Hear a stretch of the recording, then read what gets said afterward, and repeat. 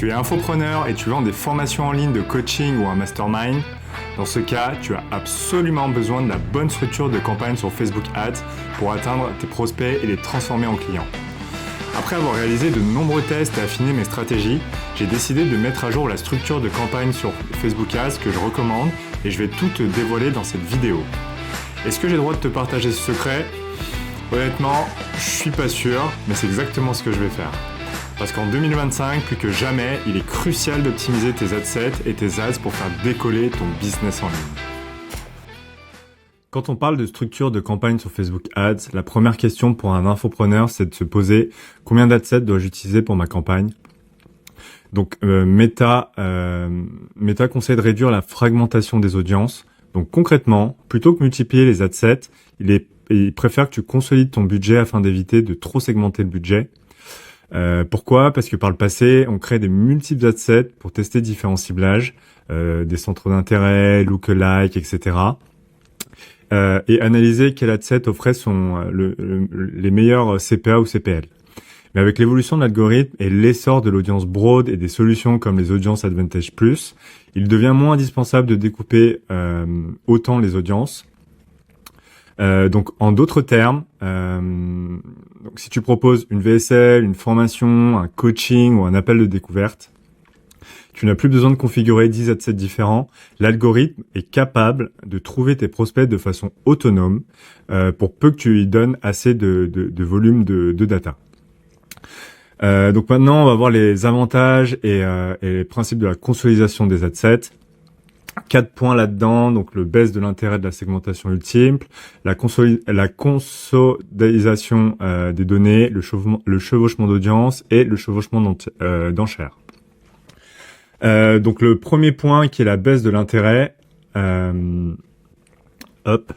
un infopreneur, passer du temps à créer trop de adsets n'apporte plus autant de bénéfices qu'avant. Donc si tu testais autrefois chaque ciblage séparément pour isoler le meilleur CPA, sache que l'IA de Meta peut désormais optimiser la diffusion sans cette segmentation lourde. Autre point essentiel qui est la consolidation des données. Donc en regroupant ton budget dans un seul adset, tu accélères la phase d'apprentissage. Par exemple, si tu dépenses 100 € par jour et tu l'éparpilles en 4 adsets, ce qui représente 25 € par adset, la plateforme mettra plus de temps à détecter les signaux de réussite et à optimiser la campagne. En revanche, si tu concentres tes 100 € dans un seul et unique adset, Meta recevra plus de data, sortira plus vite de la phase d'apprentissage et stabilisera ton CPA. En tant qu'infopreneur, tu dois donc te demander, est-ce que je préfère une segmentation complexe ou donner un maximum de data à l'algorithme pour générer des leads qualifiés ? Donc dans la majorité des cas, la deuxième solution est la meilleure. Vient ensuite la question du chevauchement d'audience. Donc si tu actives plusieurs adsets qui en réalité ciblent la même audience, tu risques de faire grimper tes CPM, de voir tes adsets se faire concurrencer et de recevoir des performances moins impactantes. Donc avec le retargeting, les audiences broad,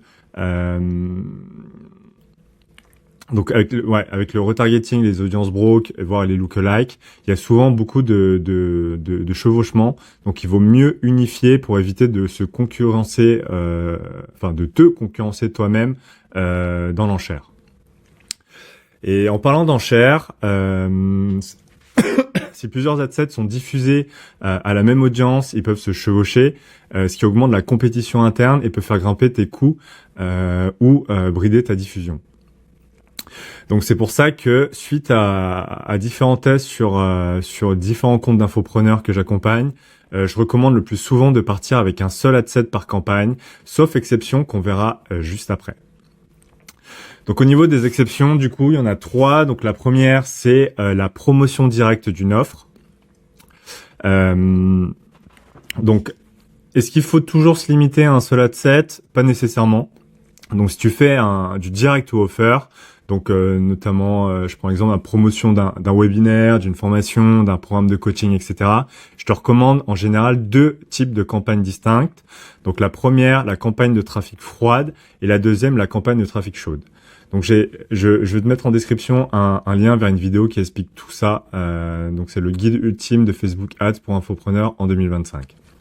Donc concernant la campagne de trafic froide, ce qui te permet de cibler de nouvelles audiences, donc des personnes qui ne te connaissent pas, par exemple une audience broad, une audience lookalike, etc. Et la campagne de trafic chaude, donc c'est les personnes qui te connaissent déjà. Donc une campagne une campagne chaude pour le retargeting de tes audiences chaudes, donc celles qui te connaissent déjà du coup. Donc notamment visiteurs de la page, inscrits à ta liste email, etc., etc. Dans chacune de ces campagnes, différentes campagnes, tu peux tout à fait opter pour un seul ad set qui rassemble tout le potentiel de ciblage. Donc du coup, pour résumer, 2 campagnes, trafic froide, trafic chaude, et dans ces campagnes, un seul ad set. Deuxième exception, c'est la stratégie de présence constante pour justement saturer ton marché.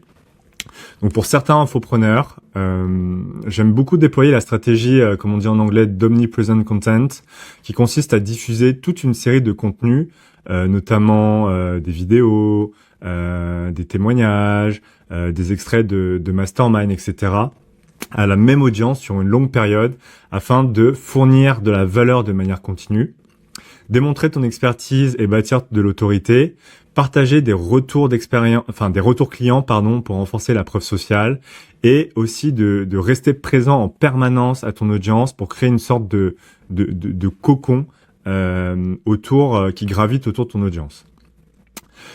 Du coup, dans ce cas, tu devras souvent créer plusieurs ad sets à l'intérieur d'une même campagne, parfois 8, parfois 10, voire même parfois 12, pour diffuser différents messages, différentes créatives à la même audience. Meta va te signaler que y a un risque de fragmentation d'audience, mais c'est un choix qui est largement assumé. Donc on ne fait pas une campagne de conversion classique, on est plus sur une stratégie de nurturing ou de branding en continu pour inonder le marché de ta présence. Dernière exception, c'est si tu vends plusieurs offres, différentes offres. Donc si tu vends plusieurs formations, je prends l'exemple, une formation pour débutants, un programme avancé et un mastermind, je te recommande de séparer les campagnes. Donc chaque offre a son propre angle marketing et donc son propre ciblage et ses propres publicités. De même, si tu veux tester un nouveau funnel ou de nouveaux visuels, il peut être utile de faire une campagne de test à part. Sinon, le risque c'est que Facebook privilégie les anciennes publicités qui ont déjà de l'historique et qui n'allouent pas assez de budget à tes nouvelles créatives pour avoir des tests qui sont concluants. Voilà pour les exceptions. Maintenant, on va se poser la question de combien de publicités par ad set pour un infopreneur. Donc, après avoir décidé du coup de combien d'ad sets tu souhaitais dans tes campagnes, maintenant il reste à savoir combien d'ads, donc de publicités tu veux mettre dans chaque ad set. Donc officiellement, Meta recommande aujourd'hui de ne pas dépasser 6 publicités par ad set. Donc pour un infopreneur qui débute, 10, 20 ou 30, voire 50 euros par jour. 6 ad sets, c'est un peu trop ambitieux. Donc, ce que je te conseille, c'est de te concentrer sur 3 et voire même 3 ad sets. Enfin, 3 publicités, pour ne pas éparpiller le budget. Par contre, si tu as un gros budget, donc je dis 500 euros, 1000 euros, voire plus par jour, là, tu peux pousser jusqu'à 5 à 6 publicités. Mais garde en tête une seule chose, c'est que chaque publicité a besoin d'assez d'impressions et de conversion pour que l'algorithme puisse apprendre correctement et optimiser tes campagnes. Deuxième exception, c'est la créative dynamique. Donc si tu utilises la dynamique créative, tu peux tester jusqu'à 10 variations, soit des visuels, des accroches, des titres, etc. au sein d'une même publicité. Donc c'est parfait pour expérimenter différents angles marketing sans multiplier tes publicités. Dernière chose, donc c'est de tester plusieurs variantes de texte. Donc de même, si tu souhaites simplement tester plusieurs variantes de texte, accroches, headlines, etc., sans changer d'angle, tu peux aussi utiliser la fonction de justement la variation de texte, l'optimisation de variation de texte.